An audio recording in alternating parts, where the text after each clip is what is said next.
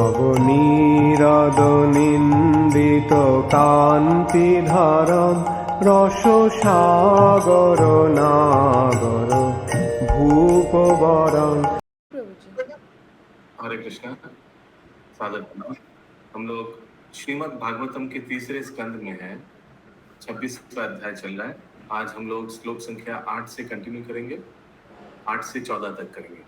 Shrimad Bhagavatam 3.26.8 to 14, 8 number श्लोक। कार्य कारण कर्तृत्वे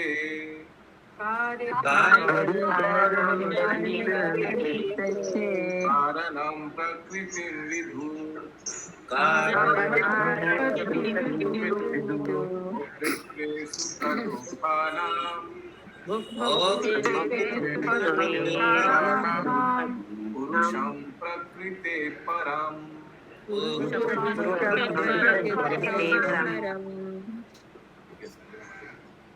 अनुवाद। बद्ध जीवों के शरीर। हाँ, म्यूट सरिता जायसवाल मत। बद्ध जीव के शरीर इंद्रियों तथा इंद्रियों के अधिष्ठाता देवों के कारण भौतिक प्रकृति है। इसे विद्वान मनुष्य जानते हैं।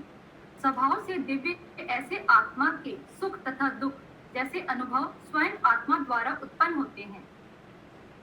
I don't know much. I'm not satisfied with the sound quality. एक सेकंड, अब ठीक आ रहा है प्रभु जी? अब ठीक आ रहा है? I don't know sound quality. मैंने वैसे नहीं है जैसे I don't know. Yes, Nitin नीलमणि माता जी पर पढ़िए सेम अनुवाद। एक मिनट प्रभु, ईयरफोन लगाना होगा।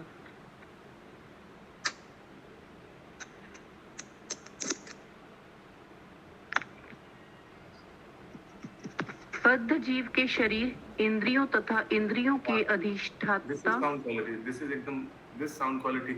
I don't know क्यों नहीं हो रहा है या क्या करना पड़ेगा इसको होने के लिए। But because for the next 1 hour. मेरा राउटर पूरा नजदीक में है प्रभु जी, और यहाँ पे पूरा दिखला रहा है कि पूरा 100% है। 100% है। हाँ जी प्रभु। I think now it is better. आप जो पोजीशन में आप हैं, एक बार फिर से अनुवाद पढ़िए प्लीज। जी प्रभु जी। बद्ध जीव के शरीर इंद्रियों तथा इंद्रियों के अधिष्ठाता देवों के कारण भौतिक प्रकृति है। इसे विद्वान मनुष्य जानते हैं। स्वभाव से दिव्य ऐसे आत्मा के सुख तथा दुख जैसे अनुभव स्वयं आत्मा द्वारा उत्पन्न होते हैं। अभी ठीक है प्रभु जी? Okay, better. The cause of the conditioned soul's material body and senses residing deities, the demigods, is the material nature. The cause of conditioned soul's material body. इसके कारण कौन है? भौतिक प्रकृति.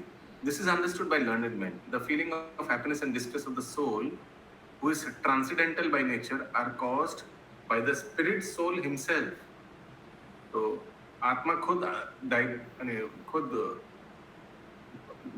दायी है अपना सुख और दुख के लिए।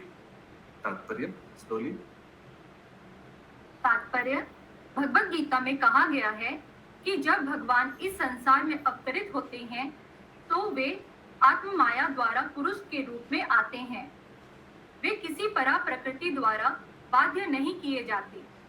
वे स्वेच्छा से आते हैं और इसे ही उनकी लीला कहा जा सकता है।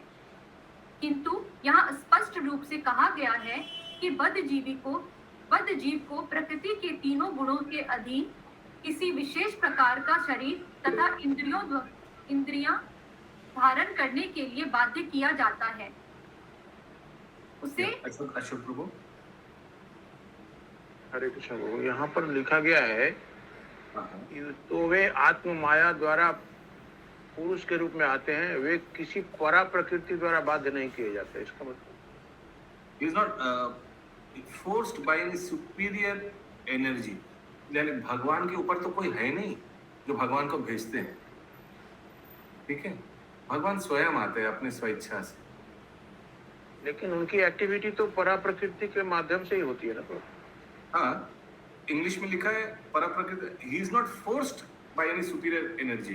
तो परा प्रकृति, आत्म माया यहाँ किसको कहा गया? परा प्रकृति भी भगवान का ही अंडर में है।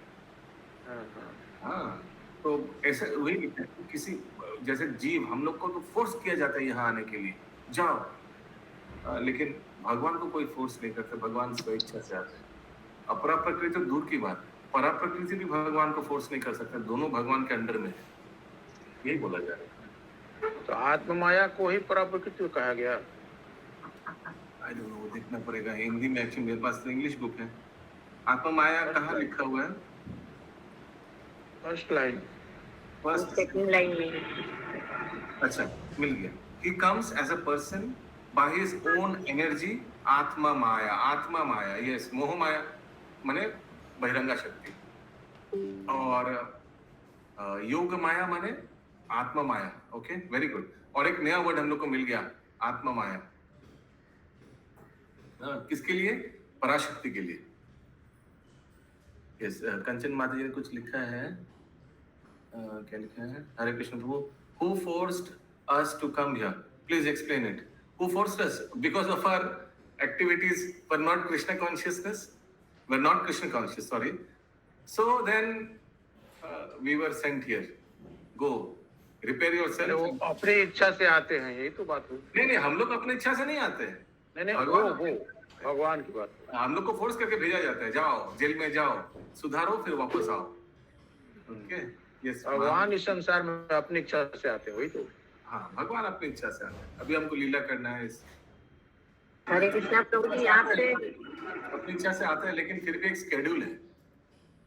हाँ, 71 चतुर्युग में आएगा, 28वां मनवंतर का 71 चतुर्युग में आएगा। ऐसा ठीक है, अपनी इच्छा से आता है, लेकिन ऐसा नहीं कभी रैंडमली आ जाएंगे। भगवान का भी एक प्लानिंग है, एक टाइम टेबल है, लेकिन वो टाइम टेबल कौन सेट करता है? स्वयं भगवान हिमसेल्फ, है ना?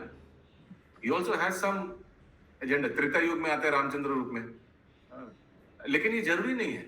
भगवान कोई भी युग में रामचंद्र रूप में आकर लीला कर सकता है, because he sets his own schedule. तो ये भी देखा गया ना प्रभु कि उनके अगर अंतरंगा भक्त जो है वो अगर पुकारते हैं किसी अवस्था में तो आ जाते हैं, ऐसा कुछ। वो भी एक है, वेरी गुड, वो भी एक पॉइंट है। यस, महामंजरी माता जी।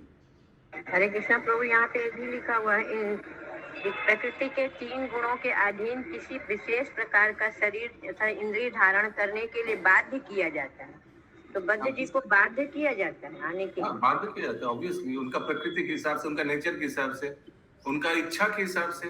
कोई अगर मांसाहार में बहुत अच्छा लगता है उनको, मांसाहार का, तो उनको क्या शरीर मिलेगा? वही शरीर दिया जाएगा पशु का, है ना? कोई अगर तमोनी व्यक्ति है तो ऐसे शरीर मिलेगा। ऐसे 84 लाख वैरायटी है, जिन प्रकृति जैसा उनका नेचर वैसा उनका डब्बा मिलेगा, ढक्कन मिलेगा, आवरण मिलेगा।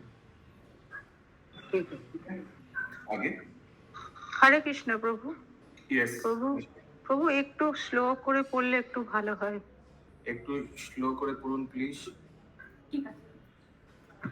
उसे यह शरीर अपनी रुचि के अनुसार प्राप्त नहीं होता। एक्चुअली मैं आपको आइडियल दिखाऊंगा। मैं बहुत दिन से सोच रहा था ये बोलूंगा, फिर मैं सोच रहा बोलने से लोगों को क्या लगेगा, फिर बोल ही देता हूँ। ये हम बचपन में, ये बचपन में बड़ा होकर भी देखा, ये जो डिस्कवरी चैनल में जो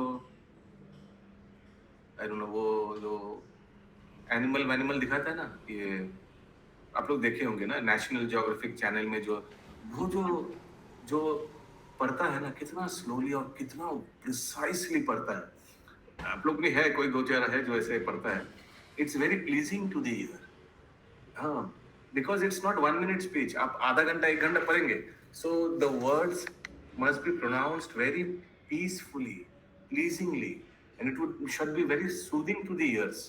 आप समझ रहे ना, मैं बार बार यही बात बताता हूँ आप लोगों को कि 1 घंटा सुनना है हमको, तो it should be very nice, और समझना भी है, और टेक्निकल है बहुत। प्रभुपाद का बहुत चीज बहुत समझने में बहुत सो इसीलिए I don't know, may be एक दिन हम लोग शेयर करेंगे कोई नेशनल ज्योग्राफिक चैनल का कोई जस्ट ऐसी भी कोई, वो जो पढ़ते हैं ना उन लोग जो रिसाइट करते हैं ना, कितना सूदिंगली, कितना अच्छा से रिसाइट करते हैं। It's very pleasing to the year.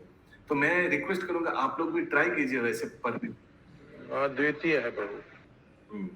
I don't know आप लोग समझ पा रहे हैं नहीं मैं जो बोल रहा। नहीं प्रभु, हमको टीवी देखता ही नहीं, कभी नहीं देखा। नहीं प्रभु जी, देखते हैं और समझ पाते हैं। ओके, यस, आगे माता जी। जी मतलब, किंतु यहाँ स्पष्ट रूप से कहा गया है कि बद्ध जीव को प्रकृति के 3 गुणों के अधीन किसी विशेष प्रकार का शरीर तथा इंद्रियों इंद्रियां धारण करने के लिए बाध्य किया जाता है, उसे यह माइक सामने लाइए, माइक सामने रखिए आपका। अच्छा, म्यूट कर रहा है क्या माइक? अच्छा, सामने रहिए। हाँ, फिर आगे। उसे यह शरीर अपनी रुचि के अनुसार प्राप्त नहीं होता। दूसरे शब्दों में यह कहा हाँ, जा सकता रुचि है, के अनुसार। कोई अगर बोलेगा अच्छा हमको थोड़ा भी उड़ने को इच्छा कर रहा है, अगर मैं उड़ पाता कितना अच्छा होता। दिलीप प्रभु, क्या हम वैसे सिलेक्ट कर सकते हैं? हमको आप कोयल बना दीजिए। नहीं, लेकिन अगर कोयल जैसे नेचर होगा तो कोयल बना देगा। हरे कृष्ण। ठीक है, आगे। लेकिन भगवान सिलेक्ट कर सकता है दिलीप प्रभु? भगवान को अगर कोयल का रूप लेना है, अवतार लेना है, कर सकता है? हाँ बाबा। भगवान कुछ भी कोई भी रूप ले सकता है। या आगे। तो प्रभु ये नहीं समझे, कोयल जैसा नेचर होगा तो कोयल होगा, समझे नहीं। हाँ, सो 84 लाख योनि जो है, हर एक योनि कुछ कॉम्बिनेशन है। हाँ, रजो तमो सतो गुण ऐसे कुछ कॉम्बिनेशन है। तो अगर जैसे मैंने उदाहरण दिया, अगर किसी को मांसाहार करने का बहुत इच्छा है तो हो सकता है कि पशु योनि में जाएगा कोई जो मांसाहार करता है, हो सकता है वो उसको फॉक्स बना देंगे या टाइगर बना देंगे या लायन बना देंगे। तो हर एक शरीर का एक कैरेक्टरिस्टिक्स है मुन्ना प्रभु, हर एक शरीर का। हाँ, तो जैसा मैचिंग होगा वैसा उनको दिया जाएगा। हम तो ये भी सुना है एक प्रभुपाद का परपोर्ट में प्रभुपाद बताते हैं कि हर एक जीव, अभी जो हम लोग है ना, हम लोग का एक सूक्ष्म शरीर ऑलरेडी बन रहा है। अगर अभी तुरंत प्राण त्याग करें ना हम लोग, कोई भी प्राण तो कभी भी कोई भी त्याग कर सकता है, वो शरीर तुरंत वो शरीर में प्रवेश करेंगे। प्रभुपाद ये भी लिखते हैं तात्पर्य में, there is already a body in process, work in progress होता है ना, जैसे WIP, work in progress। हम लोग का अभी भी, हम लोग के लिए एक शरीर ऑलरेडी अभी रेडी है, तैयार है। अभी जो हम लोग का जो नेचर है उस अनुसार अभी हम लोग मरेंगे, अगर शरीर त्याग किया ना तो तुरंत उस शरीर को हम लोग ग्रहण करेंगे। आई डोंट नो, मैं समझा पा रहा नहीं। श्लोक प्रभुपाद ने भी एक बताया है एक परपट में। यस, पंकज नहीं तो रजिश प्रभु। हरे कृष्णा प्रभु जी, स्पिरिचुअल वर्ल्ड में तो प्रभु जी मीट ईटिंग और ये सब नहीं है, तो फिर ये स्पिरिचुअल वर्ल्ड से जब कोई यहाँ पे आता है डाउनफॉल होके, तो ये इच्छा फिर आया कैसे? ये 3 गुणों के प्रभाव से, 3 गुणों, ये तो आवरण 3 गुण के कार्य में वश पे आकर जीव कुछ कर ही नहीं पाता है। कल आया था एक परपोर्ट में कि he is forced to do this. नहीं, इच्छा के हिसाब से जब बॉडी मिलता है ना प्रभु, हाँ, जैसा डिजायर्स रहता है पिछला ये, और अनफुलफिल्ड डिजायर के हिसाब से बॉडी मिलता है, तो कैसे हो? सोचिए कोई चोर चोरी के लिए जेल में गया, ठीक है, ओके, लेकिन वो चोरी के लिए गया, लेकिन जेल में जाकर जेल का जो परिस्थिति है वहां वो और भी कार्य करने लगे, जुआ खेलने लगे। जेल में होता है ना, जेल में बहुत गैंग होता है, ये होता है, फिर जेल में जुआ खेलने लग गया। जेल में कुछ लोग छुप छुप के ड्रग्स लेते हैं, वो भी लेने लग गया, शराब पीने लग गया चोरी। लेकिन बेचारा आया था सिर्फ चोर था, लेकिन आकर ड्रग एडिक्ट बन गया। आप समझ रहे? तो कोई बोल सकता है ये तो जब आया था तब तो सिर्फ चोरी का नेचर था, ये तो ड्रग एडिक्ट नहीं था। लेकिन कांट हेल्प इट, जगह ही ऐसा है, ना चाहते हुए भी कितना चीज में बच्चे फंस जाते हैं। फॉल डाउन हो गया, हाँ, ना चाहते हुए भी हम लोग कितना चीज में लपेट लेते हैं ना हम लोग का माया, ना चाहते हुए भी। कितना बच्चे लोग बाहर गया पढ़ाई करने के लिए, फिर बाहर जाकर यहाँ वहाँ दूसरा चक्कर में फंस गया। तो कोई माता पिता बोल सकते जब गए थे कितना शांत, कितना स्निग्ध व्यक्ति था, बच्चा था, लेकिन कहाँ से ये सब आ गया इनमें। यस, संगनी श्याम पे हमारे तो कर्म फल के अनुसार होता है ना प्रभु? कर्म फल, लेकिन आगे ऑप्शंस भी तो दिया हुआ ना, ये लो, ये भी लो, ये भी लो। जड़ जगत में ये सब है ना, मांसाहार 4 नियम उल्लंघन करने का ऑप्शन है। आध्यात्मिक जगत में ये सब ऑप्शन दिया जाता है क्या? एकदम नहीं। यहाँ तो बहुत कुछ दिया जाता है, उसको कोई इसमें फंस जाता है, कोई उसमें फंस जाता है, तो कोई इसमें फंस जाता है। यस, संगीनी श्याम प्रिया माता जी।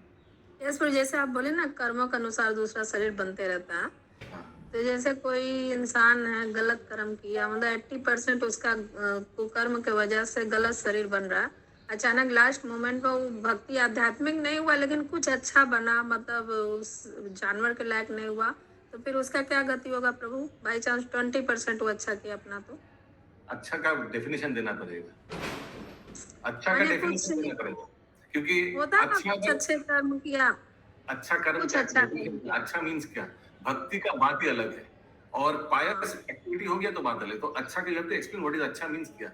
अच्छा हम बहुत लोग नहीं जाते जाते 10 साल पहले अच्छा का क्या है छोड़ डेफिनेशन देते। दीजिए, उदाहरण दीजिए, कोई चिड़िया को हाँ दाना जैसे खिलाया खाना तो पीना छोड़ देते लास्ट मोमेंट में, जिंदगी भर खाए पिए मांसो खाए शराब पिए, लास्ट मोमेंट में उनका चेतना अरे खाना उचित नहीं है तो 10 साल पहले ही छोड़ दिए, थोड़ा सकाम कर्म करने लगे, तो उन लोग की क्या गति होगा? कुछ लोग तो ऐसे अगर कोई लास्ट सुधा एक मिनट थोड़ा, अगर कोई सारा जीवन नॉनवेज खाया और लास्ट में मरने के आगे नॉनवेज छोड़ दिया, तो ये कोई महान काम नहीं किया। पहले बात तो खाना ही नहीं चाहिए था, ये सब तो खाना, तो उसको पाप से बच जाएगा। इसका मतलब नहीं आप नॉनवेज छोड़ दिया आइए आपको पद्मश्री मिलेगा, हाँ ऐसा नहीं है। पहले बात तो नॉनवेज खाना ही नहीं चाहिए। हाँ तो कोई बोलेगा प्रभुपाद मैंने सिगरेट छोड़ दिया, तो प्रभुपाद ने बोला उनको कि तो क्या बड़ी बात है, पहले तो लेना ही नहीं चाहिए था। हाँ तो वही है। तो अगर कोई पाप करना बंद करे इसके लिए उसको परमवीर चक्र नहीं मिलेगा, उसको बोलेगा ठीक है पाप नहीं किया तो पिटाई नहीं होगा, बस यही है। Okay okay yes Gayatri Radhika माता जी। हरे कृष्णा प्रभु जी। हरे कृष्ण। प्रभु जी कभी कभी होता है कि बहुत आदमी शुरू से बचपन से ही मीट मछली नहीं खाया, किंतु मरने के 2 दिन 1 दिन आगे देखे हैं या सुने हैं प्रभु जी कि तो वो उनका इच्छा करने लगता है, तो फिर मरने के उनका आगे? क्या? हाँ अच्छा ये तो नया केस है, हमने कभी सुना नहीं। सारा जीवन नहीं खाया, मरने के आगे मीट मछली खाने का क्या हुआ? मेरा दादी के साथ हुआ था प्रभु जी, मैंने वो कभी खाई ही नहीं थी, देखी थी खा रहा है लोग, किंतु मरने के 2 दिन आगे वो बोलने लगी हम मछली खाएंगे मछली खाएंगे। तो उनको गुरुजी से पूछा गया, उनका जो गुरुजी थे, तो वो बोले कि अब ये तो कभी खाई नहीं है, कैसे इनके माने आ गया चेतना में। तो बोले कि वो एक तो कंकर टाइप का होता है, पुखुर उखुर में मिलता है प्रभु जी, तो उसी को आप लोग थोड़ा मसाला वसाला दे के खूब अच्छा से धो के बना के थोड़ा सा मुंह में डाल दीजिए, कि मीट मछली नहीं देना, तो उनका क्या गति होगा प्रभु जी? ये तो सेम केस हम भी जानते हैं, हम लोग के मोहल्ला में एक दादी थी, उनका भी सेम केस ऐसे ही हम लोग फैमिली में भी हुआ था प्रभु जी, जैसा हम लोग का कर्म होगा, चाहे मरने के टाइम में जिंदगी जैसा भर नहीं खाते लास्ट में मांग रहा। अच्छा एक्चुअली आई डोंट नो, ये तो स्पेशल केस है, मछली का जन्म लेना था इसलिए। चित्रगुप्त अच्छा बता पाएगा। एक्चुअली सारा जीवन नहीं खाया, मरने के समय खाया, लास्ट इच्छा उनको तो लग रहा है कि मैंने उनको तो लग जिया रहा है नहीं दिया प्रभु जी, उनको सारा खाने जीवन के लिए नहीं खाया, लेकिन उन्होंने सारा जीवन दूसरों को देखा खाने में। थोड़ा म्यूट कर दीजिए, आवाज आ रहा है चिक चिक करके। हाँ तो सारा जीवन नहीं खाया, हमको ये मेरा ओपिनियन है कि सारा जीवन नहीं किया, लेकिन दूसरों को देखा ना तो थोड़ा मन में इच्छा उत्पन्न हुआ था। कभी प्रकाश नहीं किया, हो सकता है शर्म के वजह से, अरे क्या सोचेगा, कभी नहीं खाया अभी। हाँ लेकिन अंतिम समय में सोचा उसको बोल ही देते हैं, जो अंतिम इच्छा होता है ना सबका एक डिजायर रहता है, हो सकता है, I mean I don't know, ये मेरा परसेप्शन है, तो उस समय शायद बोल दिया। लेकिन अगर उनका गुरुदेव ये कोई भी होगा जो उनका वेल विशर होगा, व्यक्ति कुछ भी बोल सकता है, मरने के समय, जीने के समय, बचपन में, बुढ़ापा में कभी कुछ भी बोलेगा, लेकिन बाकी लोग का कर्तव्य है कि देखिए ट्रेन अगर यहाँ वहां जा रहा है, ड्राइवर का क्या कर्तव्य है, ट्रेन को फिर से पटरी में लाना है ना। तो ट्रेन अगर वहां जा रहा है तो उनको कोई अच्छा से पकवान बनाकर ठाकुर जी को भोग लगाकर उनको खिला दीजिए। बोलेंगे कि यही वही है, थोड़ा झूठ बोल भी दीजिए, कोई बात नहीं, ये आप जो चाह रहे वही है। अभी व्यक्ति मरने वाला है, हाँ तो उनका सदगति हो, ये तो हम लोग चाहेंगे। उनको दिया नहीं गया प्रभु जी। हाँ वेरी गुड, अच्छा हुआ नहीं दी, अच्छा हुआ नहीं दी। कोई तो कोई बोल पंखा सकता है, बनाए तो उसी में थोड़ा ये करके थोड़ा मुंह में डाल दिया। हाँ तो ऐसा नहीं कि बच्चा कुछ भी बोल सकता है, वो old age is second childhood. आप लोग देखे होंगे बूढ़ा माता पिता बहुत कुछ बोलते रहते हैं, हाँ नहीं अभी हम गोवर्धन परिक्रमा करने जाएंगे, प्रभुपाद भी बोल रहे थे ना। तो भक्तों का बहुत फिर एक डिबेट हो गया, दो प्रकार का डिबेट, दो प्रकार का कैट। एक कुछ भक्त बोल रहे श्रील प्रभुपाद हम लोग के गुरुदेव है, उनका इच्छा है, अंतिम इच्छा है कि गोवर्धन परिक्रमा करेंगे, हम लोग कराएंगे। लेकिन कुछ भक्त लोग ये भी, और एक दूसरा टीम बोलने लगे नहीं प्रभुपाद पलट नहीं सकते यहाँ से वहां, वो क्या बोलते हैं ना, करवट क्या इधर से वहां नहीं कर सकते हैं, और आप बोल रहे हैं प्रभुपाद जी को गोवर्धन परिक्रमा करने के लिए, ये कोई लॉजिक हुआ है ना। तो इसमें तो वही तो ओल्ड एज सेकंड चाइल्ड, कोई पब्लिक कुछ भी बोल सकता है, अपने घर वाले भी कुछ बोल सकता है, लेकिन हम लोग को इंटेलिजेंस यूज करके उसको चैनलाइज करना है। यस कृष्ण प्रभु, साइंटिफिकली एक खोज आता भी और कि मरने के टाइम में मनुष्य जो होता है रेस्टलेस हो जाता है, तो उस समय उसको ये ज्ञान नहीं रहता कि हम भला कर रहे हैं या बुरा कर रहे हैं, हमको बस चाहिए, हमको ये चाहिए, वो जिद पकड़ेगा कि बस हमको ये चाहिए, हाँ, तो हम लोग यहाँ जाना है, हमको ये खाना है। हाँ, तो ये खाने के और जाने का जो जिद पकड़ लेता है, तो अल्टीमेटली वो ये भूल जाता है कि हम उस स्तर पे हैं कि नहीं, हमने किया कि नहीं या खाया कि, तो उस स्तर पे वो हो जाता है। हाँ, हो जाता है, लेकिन हम लोग को भी जो बाकी जो मरने वाला नहीं है उन लोग को भी तो अकल सोचना चाहिए। ऐसे नहीं सोचिए मेरे पिताजी का अंतिम इच्छा था कि वो मांसाहार करेगा, अरे पिताजी का गति क्या होगा, सारा जीवन क्लीन चिट था, किसी का सारा जीवन क्लीन चिट था और अंतिम समय में वो इसको गड़बड़ करना चाहते हैं। हाँ बोलिए माता जी। हरे कृष्णा प्रभु जी। हरे कृष्ण। प्रभु जी, इसलिए उसमें हमने भगवत गीता में पढ़ा था प्रभु जी की इसलिए हमको भक्ति इतनी अच्छी तरह से करनी चाहिए कि मरते समय हमको इस चीज का ख्याल ही नहीं आए, सिर्फ कृष्णा का ही ध्यान रहे। एब्सोल्युटली। ओके, आगे। दूसरे शब्दों में यह कहा जा सकता है कि बद्ध जीव को स्वतंत्र हरे चुनाव। कृष्ण। मैं उल्टा केस जानता हूँ एक्चुअली। मैं एक ठो ही उल्टा केस जानता हूँ जहाँ व्यक्ति सारा जीवन नास्तिक था, 4 नियमों का उल्लंघन किया, मरने के आगे वृंदावन जाना चाहा। मैं उल्टा केस हम और बहुत जिद पकड़ बैठता था, बैठ लिया था। मैं उल्टा केस को जानता हूँ। वो व्यक्ति बहुत मैंने सारा जीवन जघन्य कार्य किया, हाँ, लेकिन मरते वक्त वृंदावन जाना चाहता था, नहीं हुआ तो फिर वो हरिनाम पार्टी को बुलाया गया और उदयपुर में, माने ये त्रिपुरा में एक जगह है उदयपुर, ये राजस्थान वाला उदयपुर नहीं, वहाँ फिर वो हरिनाम का आयोजन किया गया। वृंदावन तो ले जाना संभव नहीं हुआ, तो फिर हरिनाम बहुत हुआ, फिर वो देह रख दी। This I know. और व्यक्ति बहुत डेंजरस व्यक्ति था। उल्टा केस जानता हूँ, तो ये उल्टा केस ओके बोल सकते हैं ना, this is sanctionable. Prabhuji, we are in which shloka? We are in 326.8 purport. Yes, Mataji, please continue. दूसरे शब्दों में यह कहा जा सकता है कि बद्धजीव को स्वतंत्र चुनाव करने की छूट नहीं होती। उसे अपने कर्म के अनुसार कोई न कोई शरीर स्वीकार करना पड़ता है, किंतु जब शारीरिक प्रतिक्रियाएं होती हैं, जैसी कि सुख तथा दुख में अनुभव की जाती हैं, तो यह समझना चाहिए कि इसका कारण स्वयं आत्मा है। यदि आत्मा चाहे तो इस दैत्यपूर्ण बद्ध जीवन को कृष्ण की सेवा ग्रहण करके बदल सकता है। जीव को अपने कष्टों का कारण है, किंतु वह अपने शाश्वत दुख का भी कारण हो सकता है। जब वह कृष्ण भक्ति में प्रवृत्त न होना चाहता है, तो भगवान की आध्यात्मिक शक्ति द्वारा उसे उपयुक्त शरीर प्रदान किया जाता है, और जब वह अपनी इंद्रियों को तुष्ट करना चाहता है, तो उसे भौतिक शरीर प्रदान किया जाता है। अतः आध्यात्मिक शरीर या भौतिक शरीर स्वीकार करना जीव के मनचाहे चुनाव पर निर्भर करता है, किंतु एक बार शरीर स्वीकार कर लेने पर सुख तथा दुख उठाना पड़ता है। मायावादी चिंतक का कहना है कि जीव सूकर का शरीर धारण करके अपनी लीलाओं का आनंद उठाता है, किंतु यह मत स्वीकार्य नहीं है, क्योंकि लीला शब्द भोग की स्वीकृति के लिए प्रयुक्त होता है। अतः यह व्याख्या अत्यंत भ्रामक है। जब दुख को बाध्य होकर स्वीकार करना पड़े, तो वह लीला नहीं है। भगवान की लीलाएं तथा बद्ध जीव द्वारा कर्म फल की स्वीकृति समान धरातल पर नहीं होती। There's a lot of difference. Yes, Shashi Mataji, बताइए। हरे कृष्णा प्रभु जी, यहाँ पे एक लाइन आया था, किंतु जब शारीरिक प्रतिक्रियाएं होती है, जैसा कि सुख तथा दुख में अनुभव किया जाता है, तो यह समझना चाहिए कि इसका कारण स्वयं आत्मा है। तो आत्मा के कारण सुख दुख होता है।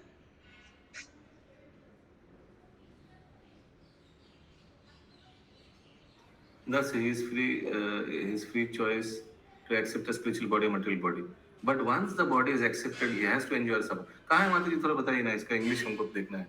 उसे ये जो दूसरे शब्दों में लिखा हुआ, दूसरे शब्दों में यह कहा जा सकता है, उसके बाद वाली लाइन तो तात्पर्य में लगभग कहाँ है? 4th लाइन में ये, किंतु जब शारीरिक प्रतिक्रिया होती है जैसी कि सुख तथा दुख में अनुभव की जाती है। तात्पर्य का 4th लाइन में है। ओके, 4th लाइन नहीं प्रभु जी, 6, 7, 8 लाइन है। okay. If he so desires the spiritual energy, soul can change this conditional life of dualities by choosing to serve Krishna. The living entity is the cause of his own suffering, but he can also be the cause of his eternal happiness. When he wants to engage in Krishna consciousness, a suitable body is offered to him by the internal potency, the spiritual energy of the Lord. कहाँ है? Blue line से underline किया हुआ प्रभु जी। The body is not received according to his own choice. In other words, the conditioned soul has no free choice. He has to accept a certain type of body according to his karma. But when there are bodily reactions as felt in happiness and distress, मिल गया, it is to be understood that the cause is the spirit soul himself. अच्छा. But when there is bodily reactions as felt in happiness and distress, it is to be understood that the cause of the spirit soul is, अच्छा समझ गया, easy है। तो शरीर का तो choice नहीं है, वो तो फोर्स में होगा, लेकिन सुख और दुख, सुख के कारण कौन है? वो आत्मा ही है। अच्छा कार्य है, अच्छा कार्य होगा तो सुख मिल सके, कुछ गड़बड़ कार्य होगा तो दुख मिलेगा। इसके लिए तो कोई परा प्राकृतिक कारण नहीं है। लेकिन कौन शरीर मिलेगा वो भगवान डिसाइड करेगा, भगवान की शक्ति डिसाइड करेगा। लेकिन जीवन में सुख आएगा दुख आएगा, उसके लिए कौन जिम्मेदार है? जीवात्मा ही जिम्मेदार। ठीक है, क्लियर हुआ माता जी? ओके, यस, विनीता अग्रहरी माता जी। हरे कृष्ण प्रभु जी, सादर प्रणाम। तो यहाँ पे जो लिखा हुआ है ना, जब वह कृष्ण भक्ति में प्रवृत्त होना चाहता है तो भगवान की आध्यात्मिक शक्ति उसे उपयुक्त शरीर प्रदान किया जाता है, और जब वह अपनी इंद्रियों को तुष्ट करना चाहता है तो उसे भौतिक शरीर प्रदान किया जाता है। तो ये दोनों एक ही एट द सेम टाइम ये होता है कि वो ऑब्वियसली नहीं। एक पॉजिटिव है, जब वो आध्यात्मिक प्रगति करना चाहता है तो उसको ह्यूमन फॉर्म देंगे, ह्यूमन बॉडी देगा, जाओ भक्ति करो, क्योंकि ह्यूमन बॉडी में भक्ति कर सकता है। लेकिन कोई अगर इंद्र तृप्ति करना चाहता है, ये लॉन्ग रन में देखिए, ये ऐसा एक इंद्र तृप्ति के लिए तुरंत शरीर नहीं मिलता है माता जी। ठीक है, सोचिए कोई व्यक्ति है, अभी हमको इंद्र तृप्ति करना है, तुरंत शरीर बदल देगा क्या? नहीं, ये वेटेड एवरेज है। Do you understand weighted average? अंतकाले च मामेव स्मरन् मुक्त्वा कलेवरम्। अंतकाल में जो इच्छा है, वो अंतकाल का इच्छा क्या है? वो एक इच्छा को दिखा जाएगा? नहीं, सारा जीवन का जो एवरेज है वही इच्छा को देखकर उनको शरीर मिलेगा, है ना? तो सारा जीवन में सोचिए, कोई बहुत भक्ति की, अंतकाल में थोड़ा गड़बड़ भी किया, तो उनको क्या निम्न शरीर में भेजा जाएगा? नहीं, सारा जीवन का कार्य देखा जाएगा और उनको आध्यात्मिक शरीर मिल सकता है। कितना लोग का फिनिशिंग टच खराब होता है, हो ही सकता है, कितना भक्त का भी फिनिशिंग टच खराब हो सकता है। लेकिन शास्त्र में भी तो कितना श्लोक है जहां भगवान बोलते हैं कि भगवान भक्त अगर स्मरण नहीं कर पाए मुझे तो क्या प्रॉब्लम है, मैं भगवान भक्त को भूलूंगा नहीं। ऐसा है ना श्लोक शास्त्र में? कितना लोगों का फिनिशिंग टच खराब हो सकता है, कितना भक्त लोग का अकाल मृत्यु हो सकता है, दुर्घटना में मृत्यु हो सकता है। तो क्या हुआ? उस दुर्घटना के लिए शायद इतना दर्द हुआ होगा, तब भगवान को स्मरण नहीं कर पाया, तो क्या हुआ? तो उस लास्ट वाला टाइम क्या लिया जाएगा? कभी नहीं। पूरा जीवन में क्या किया, उसका वेटेड एवरेज लेकर उसको गति मिलेगा, है ना? प्रभु जी, और ये भी है, अतः आध्यात्मिक शरीर या भौतिक शरीर स्वीकार करना जीव के मनचाहे चुनाव पर निर्भर करता है, किंतु एक बार शरीर स्वीकार कर लेने पर दुख या सुख उठाना पड़ता है। तो ये जो प्रभु आध्यात्मिक शरीर और भौतिक शरीर स्वीकार करने का जो ये है मन चाहे, तो वो अगर कोई व्यक्ति पाप किया कर्म करता है और आध्यात्मिक शरीर का चाह करेगा तो क्या उसको मिल जाएगा? यूजुअली तो ऐसा होता नहीं है कि मन चाह रहा है आध्यात्मिक शरीर और कार्य है पाप जैसा। यूजुअली तो ऐसा नहीं होता साधारणतः ना, ये मिसमैच है। यूजुअली जैसा चेतना वैसा डिजायर वैसा एक्शन, ये तो पूरा सीक्वेंशियली है। जैसे हम लोग का वो श्लोक है, धायतो विषया पुंसाम संगस्ते सुपजायते संगत संजायते कामा काम क्रोध विजायते क्रोध भवति सम्मोह सम्मोह स्मृति विभ्रमा स्मृति भ्रंशात् बुद्धिनाशो बुद्धिनाशात् प्रणश्यति। ये जो सीक्वेंस है इसको कहीं स्किप कर सकता है कोई? तो अगर कोई स्टार्टिंग में गड़बड़ किया, गलत चीज देखा, गलत चीज को डिजायर किया, लास्ट में क्या होगा? प्रणश्यति, विनश्यति होगा, है ना? So everything is interlinked. ऐसा कैसे हो सकता है कि कार्य खराब है लेकिन चेतना अच्छा है? ये कैसा हो सकता है? Doesn't make sense. ना वहां तो बोल दिया गया प्रभु पहले में कि वो इंद्रिय तृप्ति में जाना चाहता है या कि भौतिक आध्यात्मिक में मैं जाना यहाँ का बात नहीं कर रहा हूँ, मैं विनीता माता जी का प्रश्न का, हाँ वही प्रश्न पहले लाइन से वहां से आ रहा है। उन्होंने पूछा ना कि अगर ऐसा कोई हो सकता है, कोई व्यक्ति खराब कार्य कर रहा है और भगवत धाम जाना चाहता है, तो मैं यही बोला कि ऐसा कोई व्यक्ति हो सकता है क्या कि जो खराब कार्य करता है और भगवत धाम जाना चाहता है? तब नहीं होगा, कर्म करने के पहले निर्गुणा नीलम्बरी माता जी। हरे कृष्णा प्रभु जी, वो जो तात्पर्य का लास्ट लाइन एक बार वो इंग्लिश में पढ़ दीजिए ना, जो The एकदम Lord last line of times and the conditioned living entities' acceptance of karmic reaction are not on the same level. Okay. अगला श्लोक 9 नंबर। अभी माता देवाहुति कुछ बोलेंगे। देवाहुतिरुवाच प्रकृते प्रकृते पुरुषास्यापि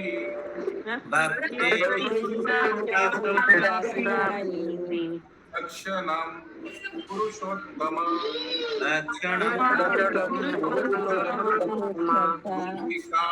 कारणयोरास्य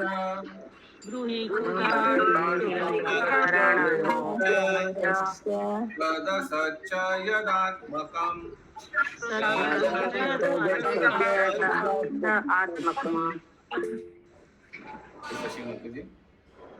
प्रभु जी, ये लास्ट लाइन ये नहीं समझ में आया। भगवान की लीलाएं और बद्ध जीव द्वारा कर्म फल की स्वीकृति समान धरातल पे नहीं होती, इसका क्या पंकज को मतलब? म्यूट कीजिए। हाँ, तो 2 सेंटेंस आगे से पढ़िए। पंकज को थोड़ा म्यूट कीजिए, 2 सेंटेंस आगे से पढ़िए। जब दुख को बाध्य होकर स्वीकार करना पड़े तो वह लीला नहीं है। तो बद्ध जीव के लिए ये जबरदस्ती उसको दुख झेलना पड़ेगा। शुभंकरी माता जी थोड़ा म्यूट कीजिए। हम लोग के लिए, हम लोग का कार्य खराब होगा तो हम we are force to take पीड़ा, ठीक है? लेकिन भगवान का पत्नी का अपहरण हुआ है, ये क्या भगवान का कर्म की वजह से हुआ है या भगवान का लीला की वजह से हुआ है? बताइए। भगवान की लीला की वजह से। बस ठीक है, क्लियर है? यस। अनुवाद। अनुवाद।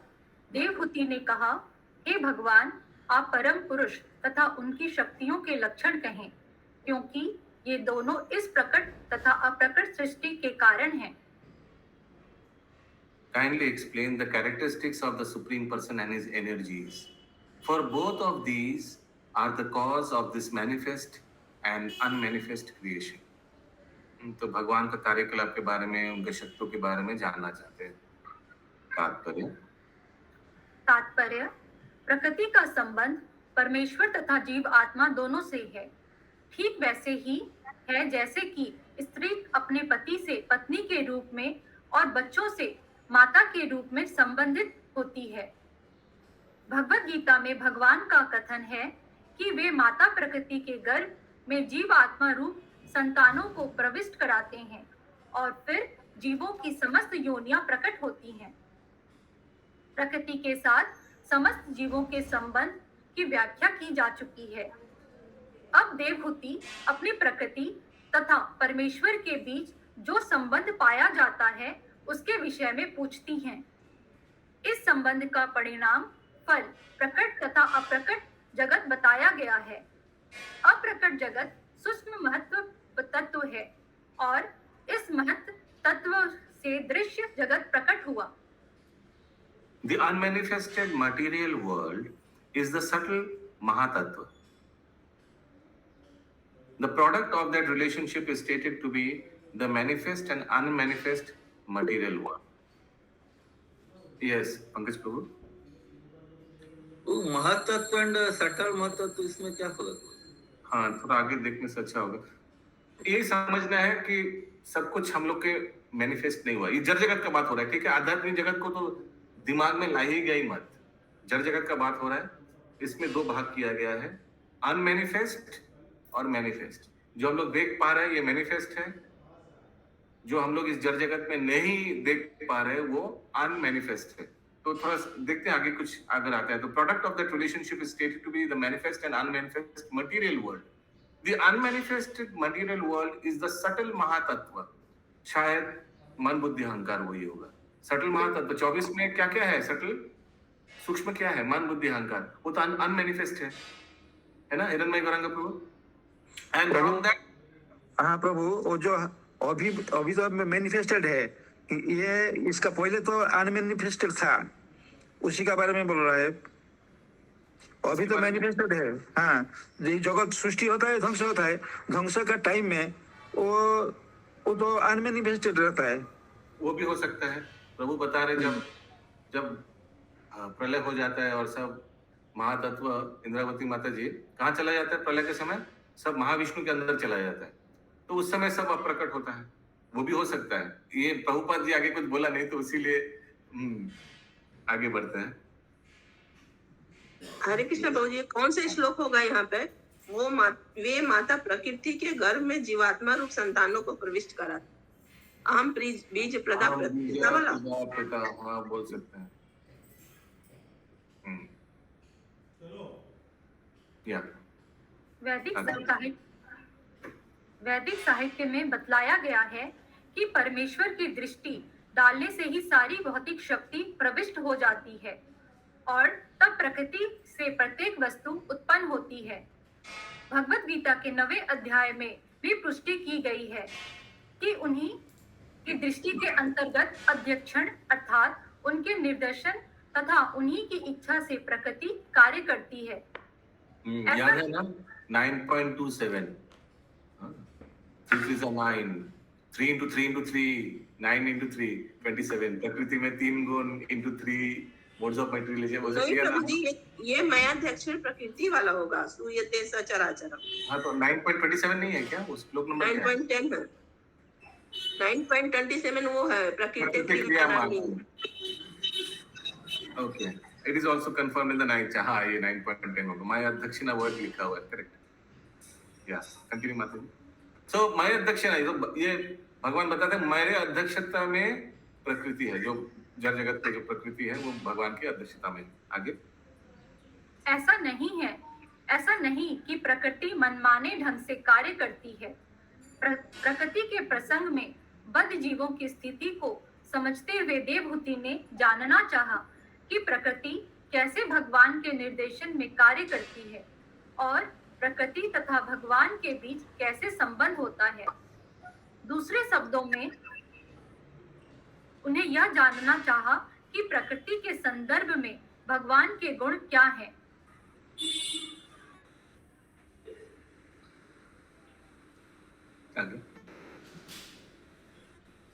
जीव आत्मा का पदार्थ से और परमेश्वर का पदार्थ से जो संबंध है। यस, निर्गुणा लिम्बरी माता जी। प्रभु जी, इस लाइन का क्या मतलब हुआ? दूसरे शब्दों में उन्होंने ये जानना चाहा कि प्रकृति के संदर्भ में भगवान के गुण क्या है। वही तो पिछले वाला सेंटेंस में ही बोला गया है, उसको क्लियर करके कि ये प्रकृति कैसे, भगवान इसको कैसे संभाल के काम करते हैं। पिछले वाला सेंटेंस पढ़िए। हाँ ठीक है, वो क्लियर है। क्लियर है या आगे माता जी।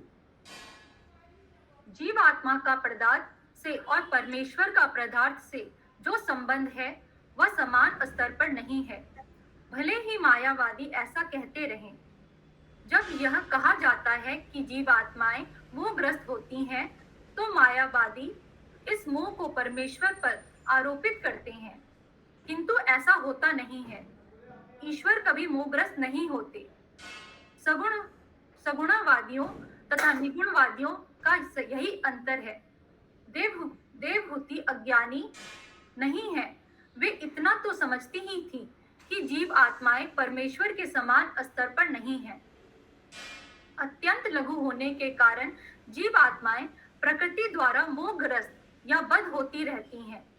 किंतु इसका अर्थ यह तो नहीं है कि परमेश्वर भी बद्ध या मोहग्रस्त होता है।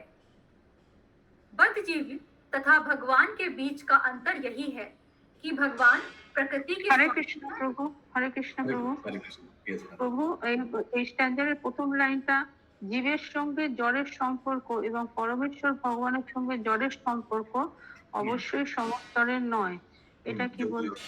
হ্যাঁ, সমতলের নয় তো আমরা যে জ্বরের সম্পর্ক সেটা আমাদের মানে পতনের জন্য আমরা যেমন জ্বরের সঙ্গে সম্পর্ক হই, কিন্তু ভগবান যখন এসে লীলা করে আর উনি জড় জগতের সঙ্গে যখন সম্পর্কিত হন, আচ্ছা ইজি ফোর্সড নো, উনি স্বেচ্ছায় এটা করতে আসেন আমাদের উদ্ধারের জন্য। আচ্ছা হুম। ঠিক আছে। ভগবানও জড় জগতে এসে জড় মাতা পিতাকে গ্রহণ করতে হয়। আচ্ছা আচ্ছা এটা কি উনি ইচ্ছে করে, মানে জবরদস্তি না, উনি ইচ্ছে করে আবার সিলেক্ট করেন উনি, তুমি আমার মা হবে, তুমি আমার পিতা হবে। হ্যাঁ, আমাদের জন্য কি এরকম হয়? নো। না আগে बद्ध जीव तथा भगवान के बीच का अंतर यही है कि भगवान प्रकृति के स्वामी हैं, अतः वे प्रकृति के वश में नहीं होते। वे न तो आध्यात्मिक प्रकृति के वशीभूत हैं, न ही भौतिक प्रकृति के। वे स्वयं परम नियता हैं। उनकी तुलना सामान्य जीवों से नहीं की जा सकती, जो प्रकृति के नियमों द्वारा नियंत्रित होते हैं।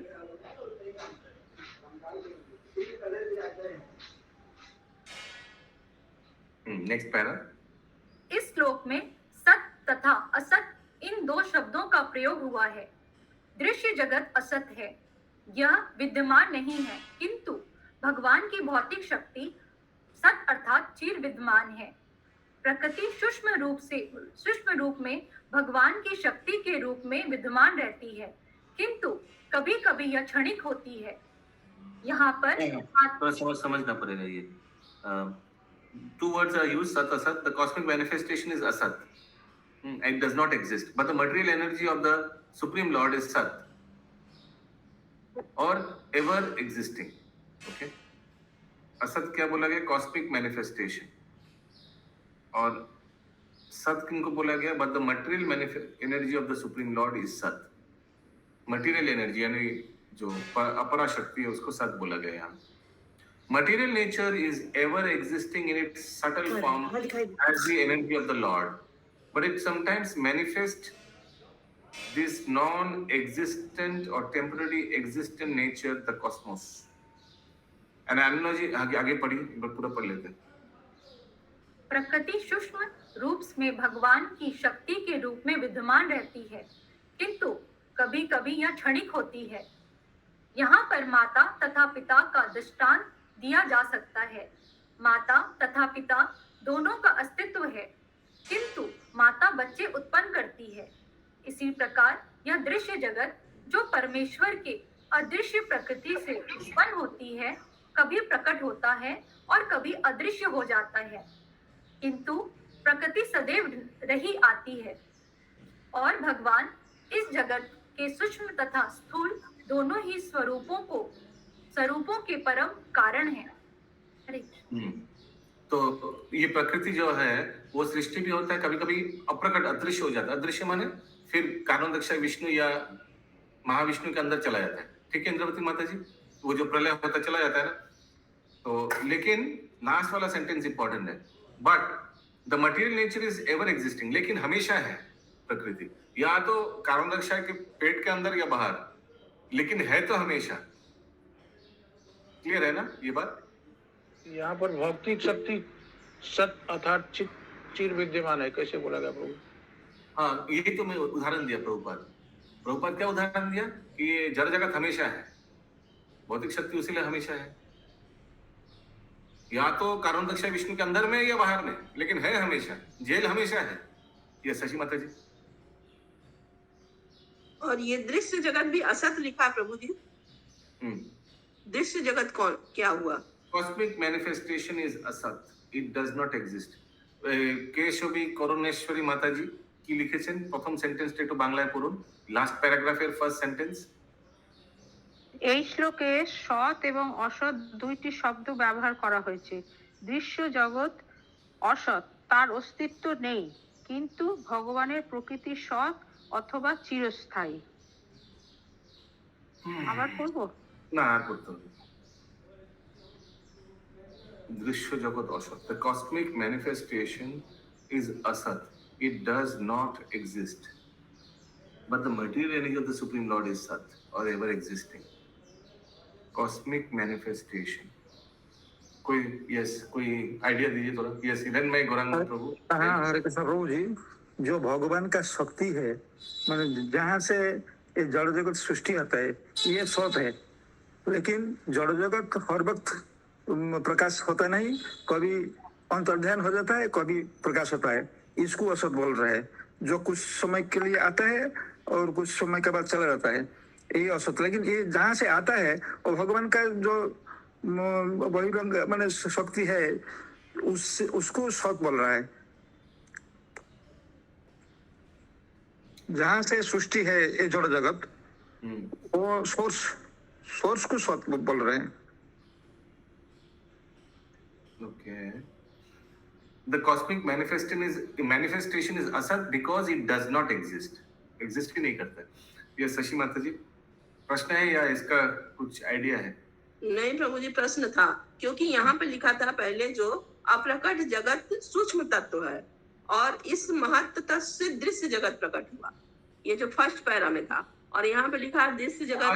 स्लोली फर्स्ट पैरा में कहा है? लास्ट सेंटेंस, फर्स्ट पैरा में last sentence. The unmanifest material world is subtle Mahatattva, and from that Mahatattva the material manifestation has emerged. Oh, अभी समझ। कुछ बेसिक इंग्रेडिएंट्स दिया था ना, फिर उससे 24 तत्व आया। बेसिक इंग्रेडिएंट्स क्या क्या है? वो अनमैनिफेस्ट है, और फिर उससे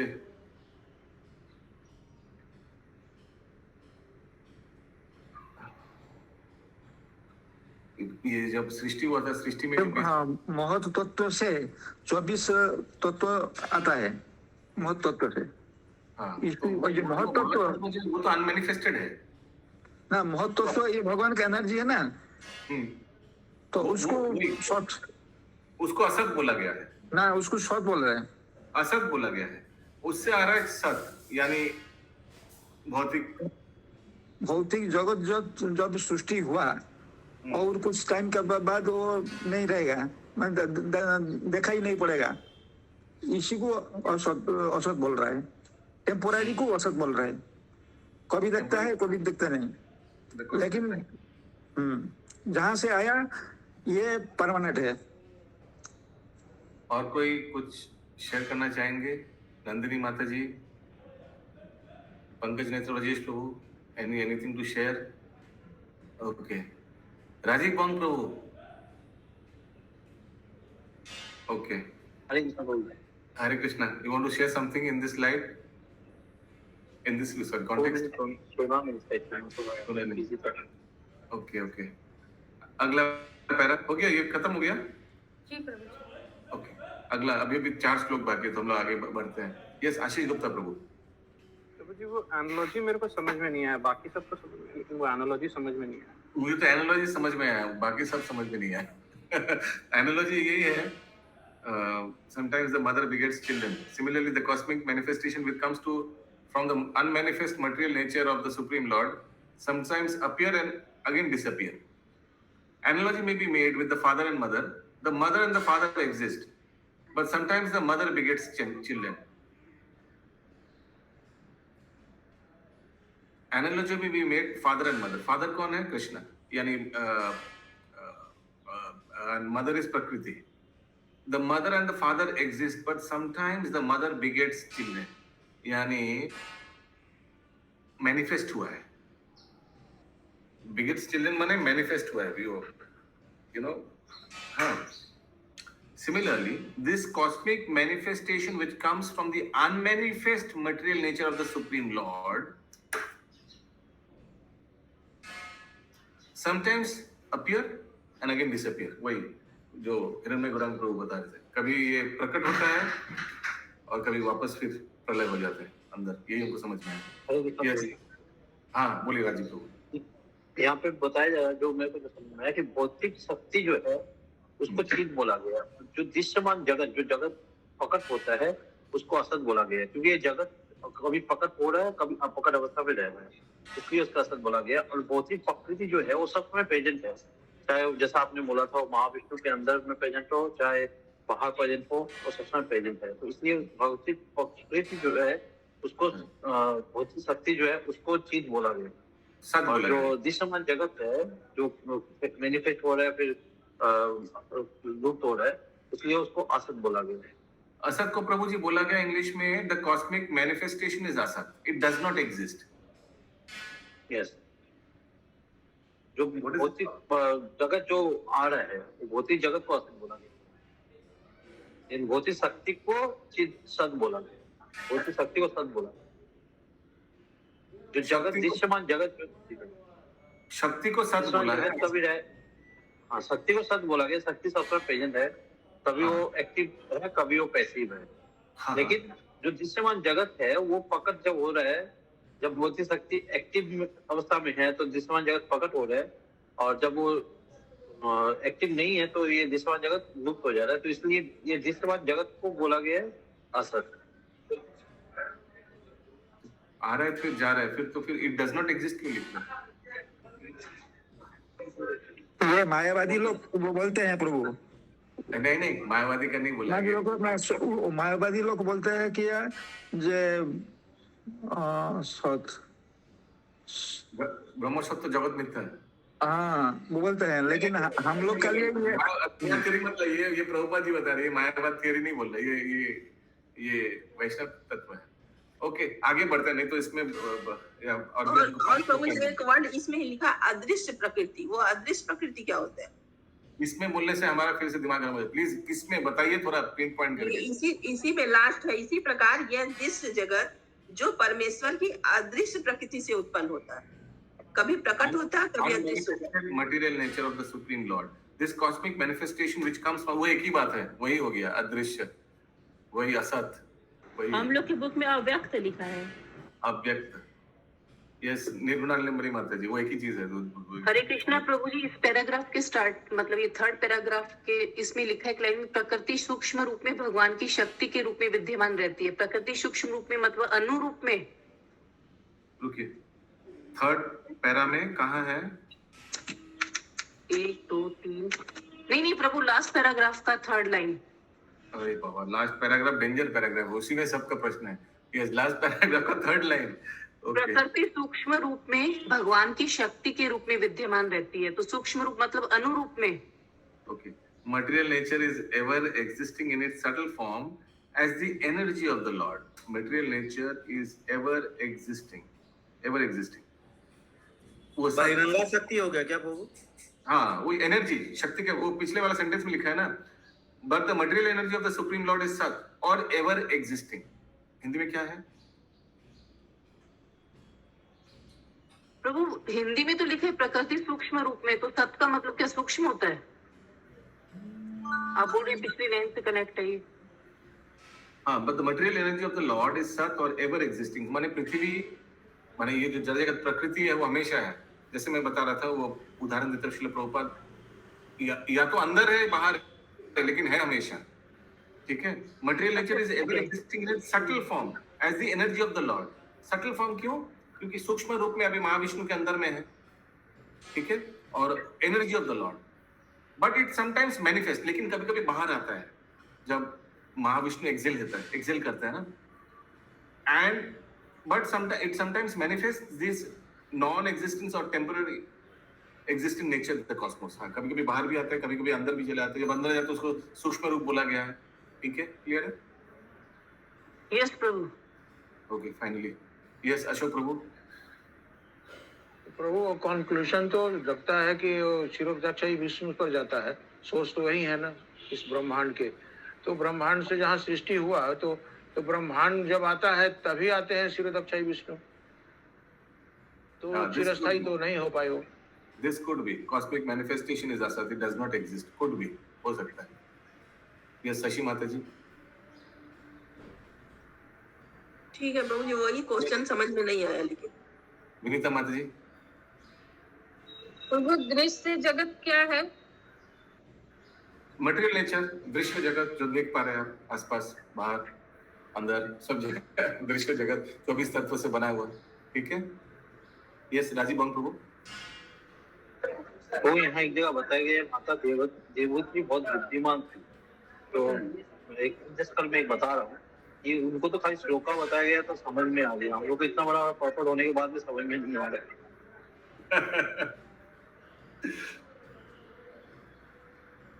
देवहूति की तरह हम लोग भी अज्ञानी है प्रभु जी. अगला माता की श्लोक. देवहूति तो ज्ञानी थी. देवती माता तो ज्ञानी थी. अच्छा, यहाँ पे लिखा अच्छा अज्ञानी नहीं है लिखा. श्री भगवान उवाच. श्री भगवान अव्यक्तम् नित्यं सदसत् आत्मकम् प्रधानं प्रकृतिं प्राहुः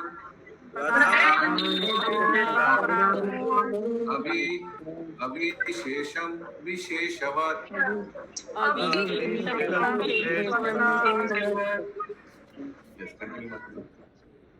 अनुवाद. भगवान ने कहा, तीनों गुणों का अप्रकट शाश्वत संयोग ही प्रकट अवस्था का कारण है और प्रधान कहलाता है. जब यह प्रकट अवस्था में होता है तो इसे प्रकृति कहते हैं. हाँ, जो प्रकट अवस्था में विनीता माता जी, जब प्रकट यानी महाविष्णु के बाहर जब प्रकृति है, जब अभी अभी प्रकट है या अप्रकट है? हम लोग जो ब्रह्मांड में, ये प्रकट है अप्रकट है? प्रकट है. प्रकट है. हाँ, थैंक गॉड. तो उसको प्रकृति बोला जाता है. तात्पर्य यहाँ पर तो दूसरा बात है वो, तीनों गुणों का अप्रकट शाश्वत संजोग ये प्रकट अवस्था का कारण है. हाँ, ज्ञान मैनिफेस्टेड इटर्नल कॉम्बिनेशन. हाँ, तीन गुणों से भरा हुआ ये प्रधान बोला जाता है इसको, और इसको प्रकृति बोला जाता है जब ये अब प्रकट माने सिचुएशन में है. अभी प्रकट सिचुएशन में अभी तो तीन गुणों से भरा हुआ है एकदम मटेरियल मोड्स. शाश्वत संजोग है वो अप्रकट रहता है. हाँ, लेकिन जब प्रकट होता है तो वो उसका कारण प्रधान हो गया. या प्रभु ये नहीं समझ में आया. तात्पर्य क्या करने से कुछ होगा, उसीलिए तात्पर्य दिया है प्रभुपाद ने समझाने के लिए. ठीक है, नहीं तो प्रभुपाद हमको ही अपॉइंट कर देता समझाने के लिए, तात्पर्य देता ही नहीं. कुछ भी होगा तो अनुवाद का सब तात्पर्य राजकुमार कृष्णदास देगा. ठीक है, हरि बोल हरि बोल. हाँ, आगे तात्पर्य. भगवान इंगित करते हैं कि प्रकृति सूक्ष्म अवस्था में होती है जिसे प्रधान कहते हैं, और वे इस प्रधान का विवेचन करते हैं. प्रधान एवं प्रकृति की व्याख्या यूं है कि प्रधान सूक्ष्म है, समस्त भौतिक तत्वों का निर्विशेष सार है. हरे कृष्ण. तो जब प्रधान स्टेट में है, महाविष्णु के अंदर में है, समस्त भौतिक तत्व का सार है, एकदम पूरा लेकर अंदर. ठीक है, जब बाहर आ गया तो क्या होगा? प्रकृति. आगे. यद्यपि ये निर्विशेष हैं, किंतु यह समझा जा सकता है कि उसमें सार तत्व निहित हैं. जब तीनों गुणों के द्वारा समस्त भौतिक तत्व प्रकट होते हैं तो यही प्राकट्य प्रकृति कहलाती है. निराकारवादी कहते हैं कि ब्रह्म में कोई विविधता का व भिन्नता नहीं है, अतः यह कहा जा सकता है कि प्रधान ब्रह्म अवस्था है, किंतु वास्तव में ऐसा नहीं है. प्रधान तो कोई बोल सकता है कि कोई प्रधान यानी जब अंदर में है, महाविष्णु के अंदर में है, वो उसमें कोई वेरिगेटेडनेस नहीं है, एकदम स्थिर है ना. लेकिन ऐसा नहीं है. तो ये मायावादी लोग बोल सकते हैं देयर इज नो वेरिगेटेडनेस. वेरिगेटेडनेस का अर्थ क्या है? वैरायटी नहीं है, ये तो जस्ट स्थिर है प्रधान महाविष्णु के अंदर में. फिर क्या बोलते हैं प्रभुपाद? आगे पढ़िए. प्रधान ब्रह्म से भिन्न है, क्योंकि ब्रह्म में प्रकृति के तीनों गुणों का अस्तित्व नहीं रहता।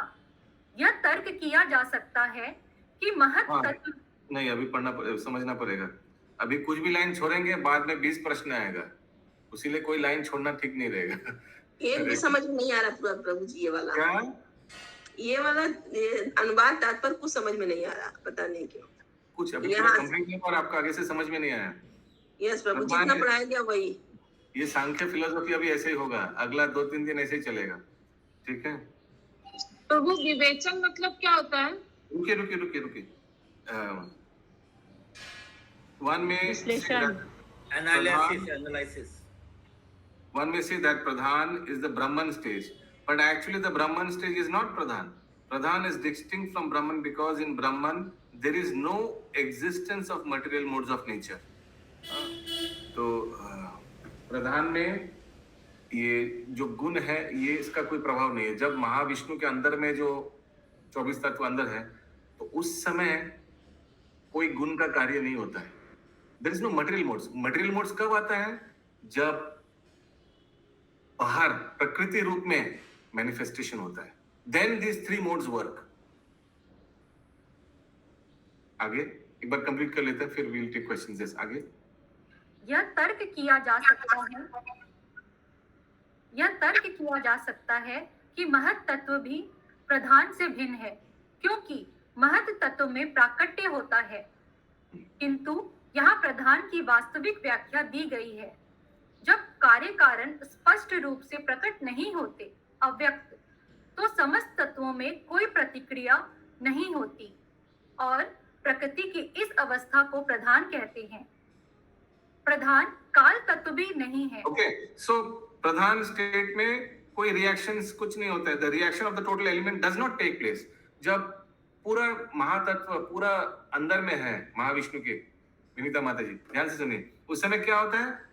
This stage of material nature is called Pradhan and अव्यक्त and are not clearly manifested. Avyakt, the reaction of the total elements does not take place, and that stage of the material nature is called pradhan. आगे प्रधान काल तत्व भी नहीं है, क्योंकि काल में कार्य कारण सृष्टि तथा प्रलय होते हैं। न तो यह जीव है, न उपाधिमय बद्ध जीव है, क्योंकि जीवों की उपलब्धियां शाश्वत नहीं है। इस प्रसंग में नित्य विशेषण के रूप में प्रयुक्त है, जो शाश्वत का सूचक है। अतः अपने प्राकट्य के पूर्व प्रकृति की अवस्था प्रधान कहलाती है। लास्ट स्टेटमेंट सब कुछ बोल देता है। फिर से लास्ट स्टेटमेंट, फिर से पहले लास्ट सेंटेंस। अतः अपने प्राकट्य के पूर्व प्रकृति की अवस्था प्रधान कहलाती है। प्राकट्य के पूर्व प्रकृति के आगे वाला स्टेज क्या है? प्रधान। जब महाविष्णु के अंदर में और जब बाहर आया मैनिफेस्ट हुआ तो प्रकृति हो गया। ठीक है, आगे बढ़ते हैं, नहीं तो कंप्लीट नहीं होगा। 11 नंबर श्लोक। 4:10 हो गया प्रभु जी। 4:10 हो गया, काहुत स्किप करना पड़ेगा अभी भी। हाँ, 3-4 होता है, रहने देते हैं।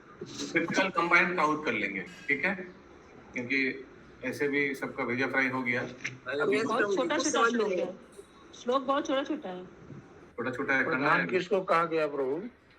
अरे भाई, प्रधान लास्ट सेंटेंस में भी बताया, प्रकृति के आगे वाला स्टेज प्रधान है। जब अंदर रहेगा 24 तत्व, जब महाविष्णु के अंदर में सब कुछ ब्रह्मांड अंदर में प्रलय के बाद, उस स्थिति को प्रधान बोला गया है। लास्ट सेंटेंस एक बार पढ़िए अशोक प्रभु, लास्ट सेंटेंस। अतः अपने प्राकट्य के पूर्व प्रकृति की अवस्था प्रधान कहलाती है। ठीक है, क्लियर हुआ? तो जब प्राकट्य होगा, जब बाहर आएगा, जब महाविष्णु एक्सेल करेगा, एक्सेल को क्या बोलता है? अनुरम विलम, माने समझ रहा है, एक्सेल सांस छोड़ेगा। हाँ, तो उस समय क्या होगा? प्रकृति बाहर आने, तो मैनिफेस्टेड स्टेज। अभी क्या है? प्रकृति अभी प्रधान है। अशोक प्रभु, अभी क्या चल रहा है? अभी तो प्रकृति है। हाँ, प्रलय के बाद, महाप्रलय के बाद ब्रह्मा की जो आयु जब खत्म हो जाएगा 100 साल, फिर क्या होगा? हम लोग अंदर चले जाएंगे, प्रधान हो जाएंगे। वो स्थिति को प्रधान बोलते हैं, that condition, subtle condition. Okay, yes, Nirguna Limbri माता जी। हरे कृष्णा प्रभु, तो फिर ये जगत और प्रकृति अलग अलग हुआ जगत और प्रकृति दोनों डिफरेंट थिंग्स हैं। सेंटेंस के ऊपर डिपेंड करता है। मैं स्पेकुलेट कर, सेंटेंस बताइए फिर मैं बता पाऊंगा।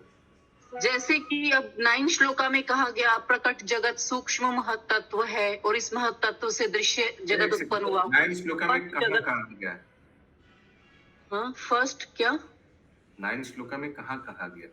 सॉरी, 9 श्लोका में फर्स्ट पैराग्राफ में last line. Okay, please wait. 9 shloka में तात्पर्य का फर्स्ट पैराग्राफ का last line, the unmanifested material world is the subtle महातत्व। अनमैनिफेस्टेड मटेरियल वर्ल्ड यानी जब अंदर में है, इज सटल महातत्व। सटल क्यों है? सूक्ष्म रूप में है महाविष्णु के अंदर। एंड फ्रॉम दैट महातत्व the material manifestation has emerged. जब श्वास छोड़ता है तो उसी से वो बाहर आते हैं, एमर्ज्ड। ठीक है भागीरथ माता जी। और अब 10 नंबर के श्लोका में लास्ट में ये लाइन है, अतः अपने प्रकाट्य के पूर्व प्रकृति की। मुझे थोड़ा पहुंचने का टाइम दीजिए कृपया।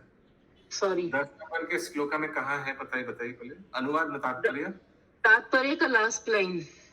Therefore, the condition of the material nature immediately previous to the its manifestation is called प्रधान। ठीक है, अंदर में रहेगा सटल फॉर्म में प्रधान, बाहर आएगा प्रकृति।